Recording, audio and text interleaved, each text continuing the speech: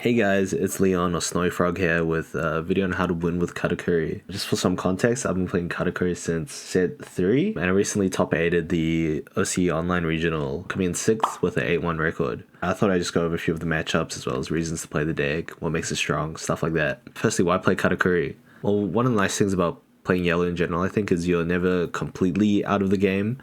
You can be in like a hopeless board state, but if you played correctly up to that point, one or two lucky triggers out of your last couple life can really save you from any position.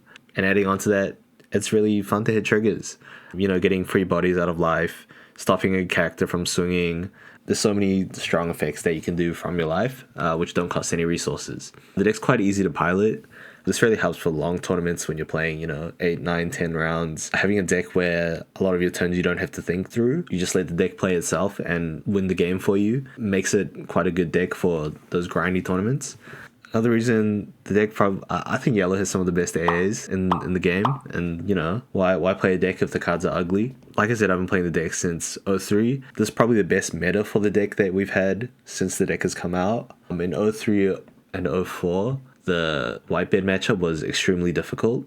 And in 05, that matchup went away, but Purple Luffy came along instead. And now in 06, the other top two decks being Sakazuki and Moria, Katakuri has a pretty okay time into both of these decks, so this is probably the best chance. If you want to play Katakuri at a high level, this is your best chance to win with this deck. So going over the general strategy for the deck, this is like if you don't know what to do in certain matchups, what you could do by default. Generally, you want to go second, you want to swing 7k with your leader, checking your life. You want to counter out of the small attacks, so the 5k, 6k attacks. If they're swinging for more than that, generally you want to take it. Don't want to counter out of attacks if it means you're sacrificing your curve. So let's say you're going into your 5-don or 6-don turn and you have a Gadatsu in hand. You don't really want to counter that if you play the next turn. Kind of obvious. I've seen people make this mistake before. The last point is, in most matchups, you're actually an aggro deck. I'll get into this with the more detailed matchup breakdowns, but for the most part, you're killing your opponent on turns 5, turn 6, even faster if you hit a lot of triggers, but typically around that turn range. So quickly, your game plan going first kind of looks like this. Turn 1, play a pudding. Turn 2, play Perispera, swing with your leader. Turn 3, play Gadatsu, swing with your Perispera and leader. Turn 4, play your 7-cost Big Mom.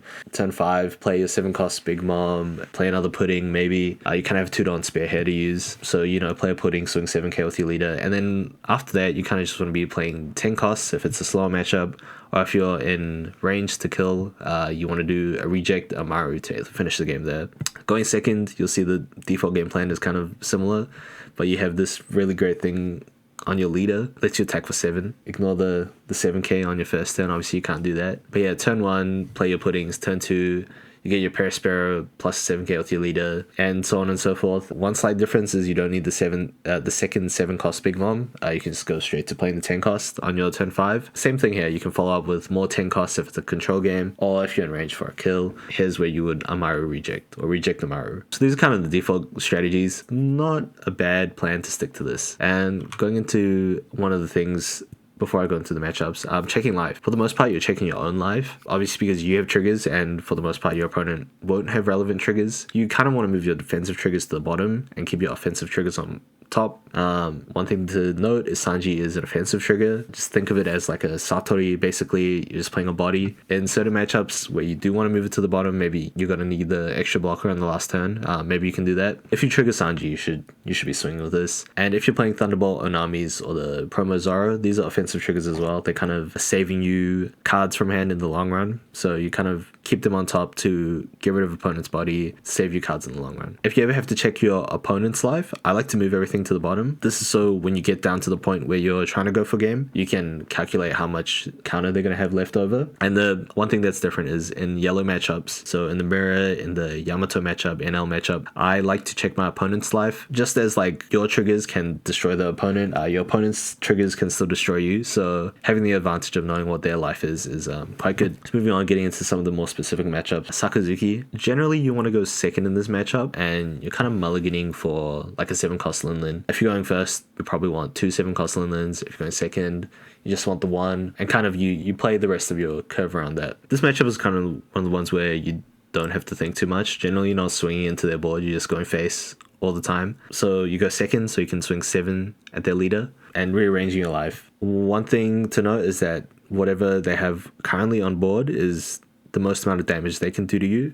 So what that means is if you have a defensive trigger on the bottom of your life, say an Amaru, a Beach, then you can guarantee that you're not going to die this turn even if you take every hit. And sometimes that helps if you need to hit like another trigger body from your life, or you put your opponent at a point where they have to commit to going for game then and there to win. It's good to know that they can only attack with 4 characters on board plus their leader or whatever they have. One thing you should be doing is trying to use your trigger bodies as late into the turn as possible. So you want to be triggering them after your opponent has used like their leader attack as well as like played any characters. And the reason for this is it makes it harder for them to remove the body from the board. Like maybe you have a Perispera on top, you want to trigger that after they've attacked with their leader so that they don't get a free -1 there. They have to do something else first. Generally your win cons is the second curve tends to be pretty standard. That's a good way to beat Sakazuki if you can curve off and swing 7Ks. If your opponent trashes a life from your 7 mom, the game kind of gets accelerated where you don't need a reject anymore to put them to 0. You can even use it to like kill a Lucci or something to slow down the game a little bit, or to keep you around a couple more turns. If you hit 2+ triggers and they're not able to remove them, typically that's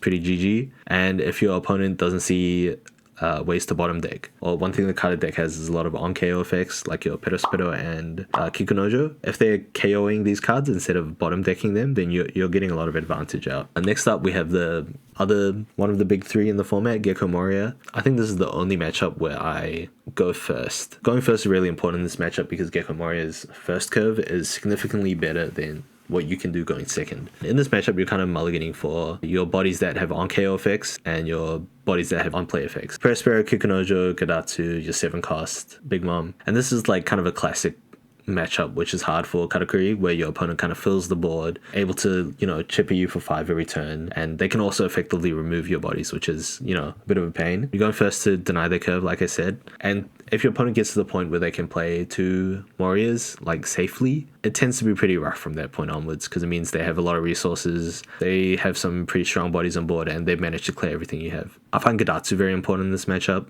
You really get to KO whatever they played on their second turn. Sometimes they play like a Borsellino, in which case you don't get to KO that. But even if they do, then you get to KO whatever searcher they played on their turn 1, which is slightly relevant if it's brand new. The Sindri, not so much, but just stopping one more attack is really helpful.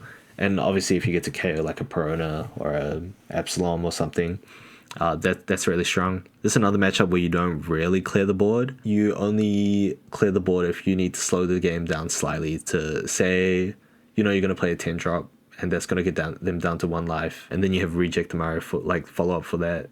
Then only at that point should you consider like, okay, maybe here I attack into the Absalom to get off the board. And your win cons for this matchup is your opponent not seeing enough cost minus effects or KO effects. This means like they don't hit their Luccis or they don't hit the Absaloms. Very rarely you can outgrind your opponent with 10 cost moms. This happens when they don't really draw enough cards to like play off the top. They're seeing too many minus events, or they're seeing like they're having to KO like all your Kikunojos so you get enough life to like stay in the game for long enough. And in those situations you can outgrind them with the 10 cost moms. But this doesn't really happen. You kind of want to go first, keep the pressure up, and push for game that way. Moving on, you have Yamato. This is a really interesting one because Yamato has a lot of different deck builds, but I think the Sky Island, the Wano, I believe there's another one I'm forgetting. You want to go first in those matchups, but you kind of have winning matchups there anyways. But against Fortress, it's a bit more difficult. Taking second away from Fortress kind of helps. So against the Sky Island and Wano variants, your deck goes pretty fast into them. Generally take life. If there's no banish on the Yamato, then you should just take the double attacks. You should save your counter for when you're on 1 or 2 life, or to counter out of their banish attacks. Be careful of Amaru so Sanji doesn't keep you safe if it's in your like the last card of your life, or if you played it from hand. It might even be worth just keeping the Sanji in hand as a 1 counter, or 1k counter. And then your best answer to like a Fortress Yamato's ACOS kid is following it up with your 10 cost Linlen. Basically you're denying them like another resource that they would get from their life later, as well as you're developing a body that can freely swing into their ACOS kid each turn. It is hard though, because on the next turn they have a 9k swing on the ACOS kid, as well as the double attack from the leader, as well as maybe a Hody Jones from life. So it's not completely free from that point onwards, but I found that that's my best answer. Also, against the Fortress builds of Yamato, you want to be careful about triggering your 5k bodies. Just because if you have to trigger them and discard a card, and then they followed up with a cost kid, that means you're attaching Don to your leader, you're attaching Don to this character. The Don cost is quite high there, and you don't always have the opportunity to do it. Let's say you want to play a 7 cost Linlin, you only have 3 Don left. That's not enough to have your leader attack as well as a 5k character attack. So your win cons, generally you try to go under the Sky Island and Wano variants, and you do that quite handily, especially if you trigger. And against the Fortress build, yeah, you kind of want to deny resources with your 10 cost Linlin and clear their board a little bit. Versus Prona, this is one of the easier matchups in the format. You want to go second here and just look for your 10 cost Linlins. This is one of those matchups where you don't have to be an aggro deck, because Corona is a control deck, and control decks have trouble dealing with 10 cost Linlin, as well as being quite slow, like not pressuring you too hard. You can take your time here. Generally, you want to be clearing the board when you can. Your puddings and your pedos, should you play them, should just be trying to find 7 cost and 10 cost Linlins to burn their life rather than attacking into their life. I think if you get 2 10 costs onto board safely, you should be able to win from there. Just play your 10 cost. It's pretty straightforward, I think. One thing you can do is if you play pudding on turn 1, on turn 2, I like to swing 5k with the pudding, because if you play a Perispera, it's just going to get rested and KO'd anyways. But then you cycle it out of your hand. So, you know, if you have the Perispera, play it. If you don't be upset. Just swing with your pudding. Moving on to Reiju. This was a matchup I think that can be quite difficult, especially against a good Reiju player. But I found that the best ways to win here is actually to just go faster than the opponent. I like going second because this stops the Reiju from playing an Ichiji on turn 2. And Ichiji kind of, if they manage to get 2 of them out, you're going to have a lot of trouble beating them in the race. So yeah, face is the place. Always go face unless you need to clear like a 5k character on the board to survive. And generally you don't want to be swinging into the 4 cost Reiju unless you have to, because that means if they have the mini Reiju, they get to replay that and, you know, draw more cards, refill their hand. Also, the other time you should be swinging into the board is if you have like, you know, 3 bodies on board already, and that's definitely going to be enough to kill them next turn. Then maybe you have to clear some characters this turn instead. Playing Sanji from hand can be okay. You have to be wary of the Niji, especially if they're the Niji in trash. This is the blue ranger, which bounces something. If you have to play the Sanji, just block the 7k swings from the Ichiji, or if you trigger it from life, just swing with it on your next turn and your opponent will swing into your Sanji, and just be okay with letting it die if you don't have the counter. One thing to be careful of is if they have the Blue Ranger, you have to watch out for your triggers, because if they have the Blue Ranger in trash and you trigger like a Perospero, you're going to trash a card from hand. They're going to level up their Blue Ranger and just bounce your Perospero, so you kind of lost 2 cards there. So your only safe trigger there is Satori. And one thing, if you can figure out that they're not playing the Green Ranger, so that's the 4 cost blocker, you can use your Omarus to make more attacks with your puddings, for example, or make bigger attacks. Say you have like a Kikunojo, you can turn it into a 9k with your Omarus. Your win cons, if you get the free triggers from life, the Kikunojos, or if you hit the Satoris, because they can't bounce those with their Niji. And the other win con is, you know, the Reiju kind of loses to itself sometimes when it doesn't see the right cards. Going to Red Purple Law, this matchup is pretty hard. I've not found a way to reliably win this, but I think you should be going first here, and you should be mulliganing for Gadatsu and 7 cost Linlin. I've played against David in this matchup a number of times. I think I beat him once because I triggered 3 times. But other than that, I find it pretty difficult. The only advice I have is to try to play your 6k bodies, because they have to use a Raise Max or a Gordon to minus 3k instead of just using the 4 cost Law to minus 2 and then bottoming your 5k characters. So your 6k bodies stick a little better. But yeah, this matchup I found is pretty impossible. And then the last matchup I'll be going over for today is the Mirror. So in the Mirror, I've found going second tends to be better, and generally you're mulliganing for your default like game plan, but Gadatsu is more important than some of the other cards in the game plan. Especially your turn 1 and turn 2, you shouldn't be too fussed about finding a pudding or a Perispero. If you have a Gadatsu, I think it's better than those anyways. And going over the tips, check your opponent's life. It's a yellow matchup. When your opponent plays a 7 cost, generally you should be giving them an extra life. The exception to this is if they manage to play a second 7 cost, you have to figure out if you can trash a life safely. Sometimes the answer is no, sometimes the answer is yes. Depends on the number of like 10 cost moms in your hand and how much counter you've had to burn already. If they play just one, give them the first life, and then if they play the second one, you know, evaluate your game state from there. If you're going first in this matchup, I think on turn 2 or 3, when they swing 7k, it's optimal to guard one of these attacks. This stop your life from being burned too quickly from the 7k hits, as well as like whatever's on their board. This does mean you'll be down in cards, but if you curve with 2 7 drops into a 10 drop and they don't respond to that with the right cards, then you actually end up ahead. One thing to note is any forecast you might be playing in your deck, this is the Sanji, Kikunojo, Cracker even, they're pretty poor on turn 2 or 3 because they just get KO'd by Gadatsu.